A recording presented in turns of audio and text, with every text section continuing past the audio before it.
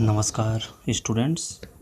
आज हम लोग inverse trigonometry function class 12th का चैप्टर 2 इन्वर्स ट्रिग्नोमेट्री फंक्शन को पढ़ने वाले हैं। आइए हम लोग देखते हैं इन्वर्स ट्रिग्नोमेट्री फंक्शन क्या होता है। इन्वर्स ट्रिग्नोमेट्री फंक्शन में आप सभी को मालूम है कि जो हमारे पास ट्रिग्नोमेट्री फंक्शन है वो 6 ट्रिग्नोमेट्री फंक्शन है हमारे पास, like sine theta, cos theta, tan theta, cot theta, sec theta and cosec theta. ये हमारे पास 6 ट्रिग्नोमेट्री फंक्शन होते हैं। ठीक है, आपको इन्वर्स के बारे में पढ़ना है। इन्वर्स ट्रिग्नोमेट्री फंक्शन लाइक आपको किस टाइप से पढ़ना है, साइन थीटा है तो ये थीटा के फॉर्म में, यानी कि ये साइन ट्रिग्नोमेट्री है, यानी कि ट्रिग्नोमेट्री फंक्शन है। आपको इसको इन्वर्स में कर दीजिए, साइन इन्वर्स एक्स ऐसे लिख सकते हैं। तो अब इन्वर्स क्या होता है आपको मालूम है, x inverse is equal to 1/x होता है। ठीक है, अब इन्वर्स ट्रिग्नोमेट्री फंक्शन को पढ़ने से पहले हम लोग थोड़ा इन्वर्स ट्रिग्नोमेट्री फंक्शन यानी कि जो ट्रिग्नोमेट्री वैल्यूज़ हैं उसको हम लोग थोड़ा डिस्कस करेंगे। आइए देखते हैं ट्रिग्नोमेट्री वैल्यूज़ हमारे पास क्या क्या हैं। जैसे देखिए, लाइक साइन एक्स है, साइन एक्स है, कॉस एक्स है, टेन एक्स है, कॉसेक है, सेक है एंड कॉट है। ये सभी की वैल्यू दी गई है 0 degree, 30 degree, 45 degree, 60 degree and 90 degree. यानी कि साइन एक्स में 0 डिग्री की वैल्यू कितनी होती है, 0। साइन एक्स में 30 डिग्री की वैल्यू कितनी होती है, 1/√2। एंड साइन एक्स में 45 की वैल्यू कितनी होती है, 1/√2। एंड साइन एक्स में 60 डिग्री की वैल्यू कितनी होती है, √3/2। और 90 की वैल्यू 1 होती है। इसी प्रकार कॉस एक्स की वैल्यू पूरी डिग्री में दी गई है, टेन एक्स की पूरी दी गई है, कॉसेक एक्स की दी गई है, सेक की दी गई है और कॉट एक्स की दी गई है। ये टेबल आप पढ़ चुके हैं, इसको मुझे पढ़ाने की ज़रूरत नहीं है, फिर भी मैं आपको थोड़ा याद दिला दे रहा हूँ। तो देखिए अप्लाई हम लोग को कहाँ करना है, एक एग्जाम्पल से समझिए। एग्जाम्पल से आप समझिए, जैसे मान लीजिए आपके पास दे दिया गया, आपको दे दिया गया 30 डिग्री, 30 डिग्री यानी कि साइन 30, साइन 30 की वैल्यू मैं आपको बता चुका हूँ कितना होता है, 1/2। तो देखिए इसको हम लोग कैसे लिख सकते हैं, एक फार्मूला आपने पढ़ा होगा क्लास 10th में, D/180 इज इक्वल टू θ/पाई। डी की वैल्यू पुट कर दीजिए, 30 degree upon 180 degree equal to θ/पाई। 0 0 cancel, 3 6 18, 6 theta is equal to pi, hence theta is equal to π/6। आप समझ गए होंगे, यानी आप क्या समझ गए कि साइन 30 की वैल्यू को हम लोग क्या लिख सकते हैं, π/6। अगर मान लीजिए कि एक और एग्जांपल समझिए, अगर 45 डिग्री दिया है तो इसको क्या लिखेंगे, D/180 यानी कि 45/180 इक्वल टू θ/पाई।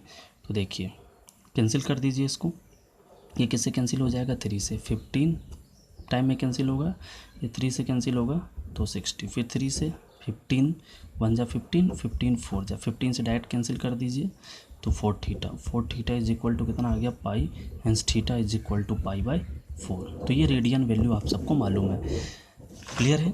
यानी कि आप क्या समझ सकते हैं कि साइन 45 की डिग्री कितनी होती है, 1/√2, लेकिन इसको रेडियन में कितना लिखते हैं, π/4। क्लियर है, ठीक है, नो डाउट। अब हम लोग पढ़ते हैं प्रिंसिपल वैल्यू के बारे में। इन्वर्स ट्रिग्नोमेट्री फंक्शन में सबसे जो इम्पोर्टेंट है प्रिंसिपल वैल्यू, इसी पे अप्लाई होता है। देखिए प्रिंसिपल वैल्यू, देखिए प्रिंसिपल वैल्यू क्या होता है, आपसे क्वेश्चन कर दिया साइन इन्वर्स 1/√2, इसको आपको प्रिंसिपल वैल्यू इसका फाइंड करना है। तो देखिए प्रिंसिपल वैल्यू कैसे फाइंड करेंगे, देखिए इसको मान लीजिए let sine inverse 1/√2 equal to y let कर लीजिए। ठीक है, अब साइन इन्वर्स एक्स है, ये अपॉन में जाएगा, देखिए ये वाई और साइन अपॉन में जाएगा। ठीक है, तो फिर से इन्वर्स चला जाएगा, तो 1/√2 is equal to sine inverse y. Clear है, 1/√2 किसकी वैल्यू है, साइन 45 डिग्री की वैल्यू है। ठीक है, ये साइन इन्वर्स दोस्तों, सॉरी ये साइन इन्वर्स नीचे में था, ऊपर जाएगा तो ये इन्वर्स आपका कैंसिल हो जाएगा, क्योंकि देखिए साइन इन्वर्स है, ठीक है, तो ये नीचे जाएगा, साइन इन्वर्स नीचे गया, और जब साइन इन्वर्स को कन्वर्ट करेंगे x inverse is equal to 1/x, तो ये आपका साइन वाई हो जाएगा। साइन 45 की डिग्री की वैल्यू है और ये साइन वाई हो गया। साइन 45 की वैल्यू मैं भी आपको निकाल के दिखा चुका हूँ, π/4 होता है। तो यहाँ क्या लिख सकते हैं, sine π/4 4 equal to sine y. तो यहाँ साइन साइन कैंसिल हो गया, तो y की वैल्यू कितनी आ गई, π/4। ये हो गया आपका प्रिंसिपल वैल्यू। आपको एक दो इम्पॉर्टेंट चीज़ें और ध्यान रखनी है और उसके हिसाब से आपको काम करना है। तो देखिए थोड़ा सा क्या होता है, देखिए साइन इनवर्स एक्स कहाँ लाई करता है, -π/2 टू +π/2। कॉस इनवर्स एक्स कहाँ लाई करता है, 0 to π। Sine inverse tan inverse x कहाँ करता है, tan inverse x -π/2 to +π/2। Cot inverse x कहाँ करता है, 0 to π। सेक इनवर्स एक्स कहाँ करता है, 0 to π -π/2।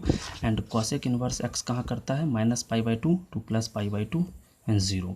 यानी कि ये टेबल आपको ध्यान रखना है। ये टेबल ज़्यादा इंपॉर्टेंट नहीं है, ऐसा बिल्कुल मत समझिएगा, क्योंकि इसी टेबल के हिसाब से आपका काम होगा। ये टेबल जब तक आपको नहीं बनेगा आप प्रिंसिपल वैल्यू नहीं निकाल पाएंगे। तो देखिए साइन इनवर्स एक्स हम लोग 45 डिग्री की वैल्यू निकाले हैं, यानी कि साइन इनवर्स 1/√2 की वैल्यू हम लोग निकाले हैं। तो ये किस ब्रांच को लाई कर रहा है, तो लिखेंगे we know that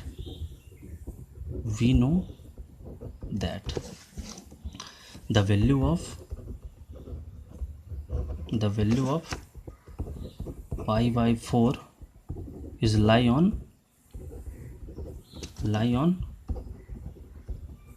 branch of sin inverse x is -π/2 to +π/2। Clear है। तो ये आपको ध्यान रखना है, ठीक है। ये प्रिंसिपल वैल्यू आपको ध्यान रखना है, जो कि बहुत ही इंपॉर्टेंट है। प्रिंसिपल वैल्यू आप निकालना सीख गए तो आपको ये चैप्टर में बहुत कुछ बनने लगेगा। एक और क्वेश्चन देखते हैं। मान लीजिए आपको प्रिंसिपल वैल्यू पूछ दिया है साइन इनवर्स 1/2। तो देखिए एक और मेथड से कर सकते हैं। साइन इनवर्स 1/√2 का निकाले थे, अब ये साइन इनवर्स 1/2 है। तो 1/2 किसकी वैल्यू है, देखिए 1/2 किसकी वैल्यू है, 30 की वैल्यू है। तो 30 को क्या लिख सकते हैं, π/6 लिख सकते हैं। कैसे बताया था मैं आपको, 30/180 इज इक्वल टू θ/π बताया था। तो 6 θ इज इक्वल टू पाई, तो थीटा इज इक्वल टू π/6 लिख सकते हैं।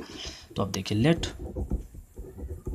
साइन इनवर्स 1/√2 का निकाले थे, लेकिन यहाँ क्या है, साइन इनवर्स 1/2 है, तो 1/2 लिखेंगे। लेट वाई, अब यहाँ क्या लिख सकते हैं, sine y is equal to 1/2। अब देखेंगे 1/2 साइन थीटा में किसकी वैल्यू है, तो देखिए यानी कि साइन एक्स में 1/2 किसकी वैल्यू है, साइन 30 डिग्री की वैल्यू है।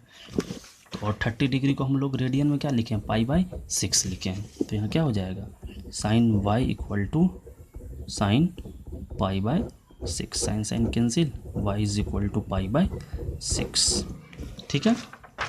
तो यहाँ क्या हो जाएगा, the value of π/6 is lie on branch of